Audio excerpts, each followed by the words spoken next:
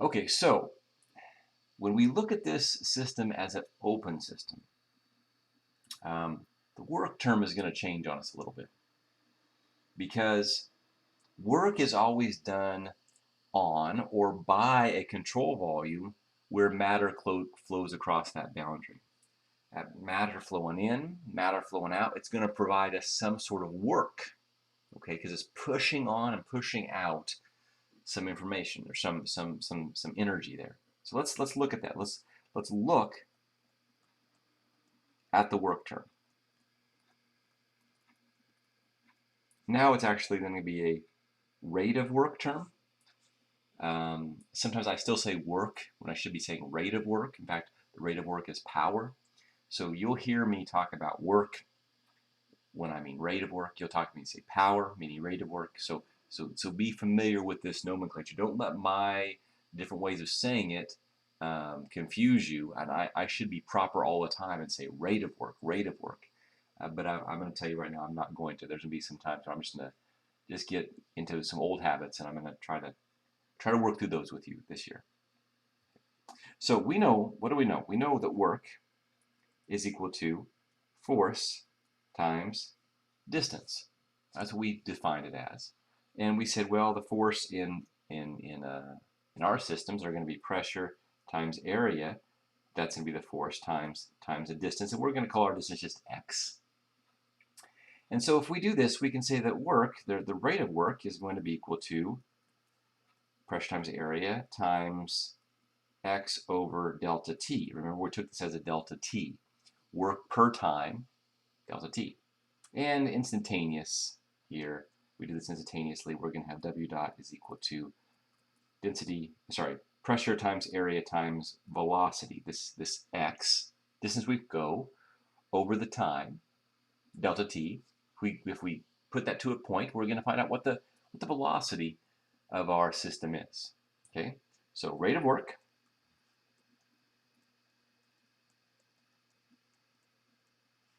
this here's our force, and of course this is velocity.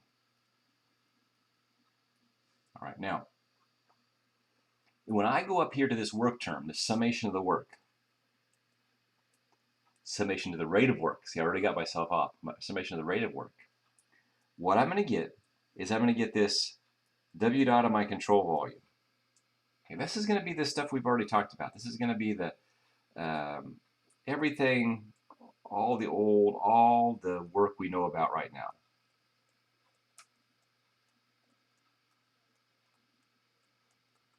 So this is going to be boundary work. This is going to be work caused by a paddle wheel going in, a shaft. I call that shaft work. So let me just say this is equal to boundary work. I'm going to say that paddle wheel work is because a shaft is crossing into that boundary. So I'm going to call that shaft work. Electrical work. All that stuff we know about already. Okay. But then we're also going to have plus, we're going to have this.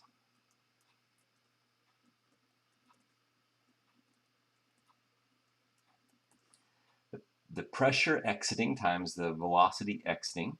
No, that's wrong. That's not velocity times the area exiting times the velocity exiting. That's leaving a system.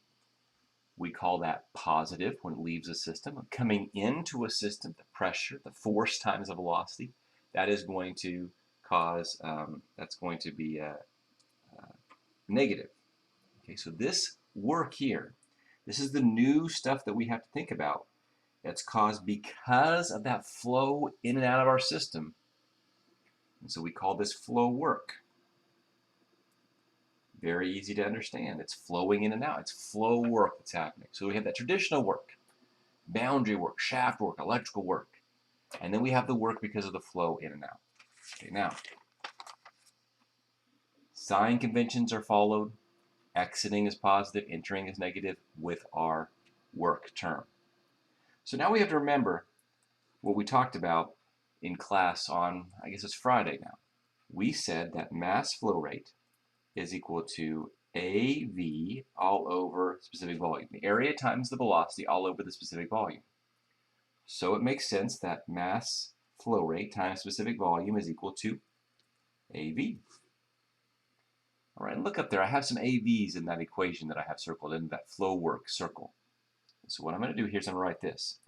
The summation of all of my power is going to be equal to the power in the control volume, or the rate of work in the control volume, plus, now I'm going to replace these AVs with mass flow rate exiting times the specific volume exiting times the pressure exiting minus the mass flow rate entering times the specific volume entering times the pressure entering.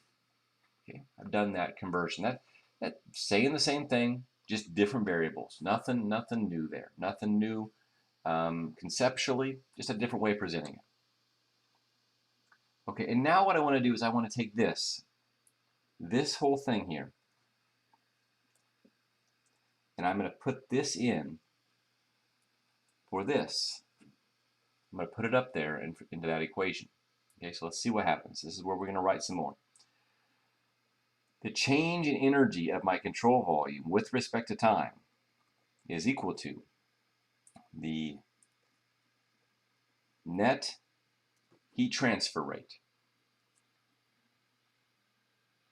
minus this whole thing. This is going to be the W dot of the control volume. I probably should still say the summation. I should set summation up here because, you know, we could have boundary and shaft and electrical work. We're going to have all sorts of stuff. So I should put summation plus pressure exiting times, or let me do it this way, times the mass flow rate exiting times the specific volume exiting times the pressure exiting minus the mass flow rate entering times the velocity entering times the pressure entering.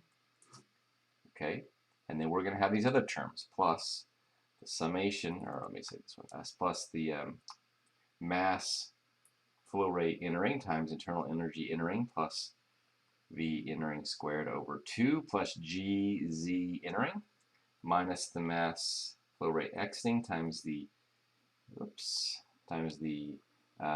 internal energy exiting plus the kinetic energy exiting plus the potential energy exiting. And look what we have here. Look what we can do here. We have this mass flow rate term here in mass flow rate. We should probably combine these into their other thing and make this simplify a little bit. And so that's what we're going to do. So we're going to write this out again. There's a lot of writing this out right now in the derivation of this formula. Equal the summation of the heat transfer minus the summation of the power.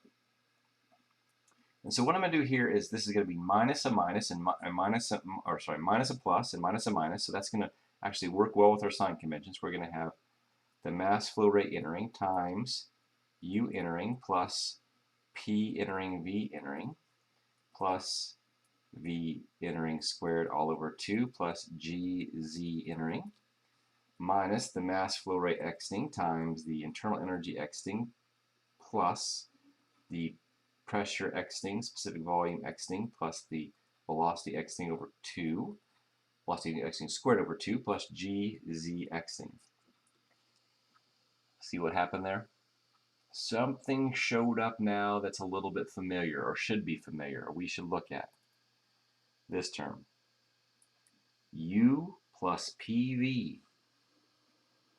Remember, this is going to be our old friend enthalpy, H entering and H exiting. And so we combine it. We see it happens a lot. This is the internal energy plus the flow work. The flow work is there that comes in. And so we're going to say that H is equal to U plus PV. And now we can get to our final form. The change in the energy of a control volume with respect to time is equal to the summation of the heat transfer rate minus the summation of the rate of work. Plus, you know what? We can also say there could be more than one mass flow rate entering and more than one mass flow rate exiting. We can say that. So let's do the summation of our mass flow rates in times our enthalpy in plus our kinetic energy in over 2 plus our potential energy in minus the summation of our mass flow rates exiting times our enthalpy exiting plus the kinetic energy exiting over 2 plus the potential energy exiting. And this, my friends, is probably the most important equation that I've written this semester. We're going to use this equation over and over and over again. Why doesn't my rainbow pen work? Because it's so important. Here we go, rainbow pen. This, I'm going to double box it. It's how we're going to start every problem. This is the first law. Oh, come on, computer. This is the first law of thermo.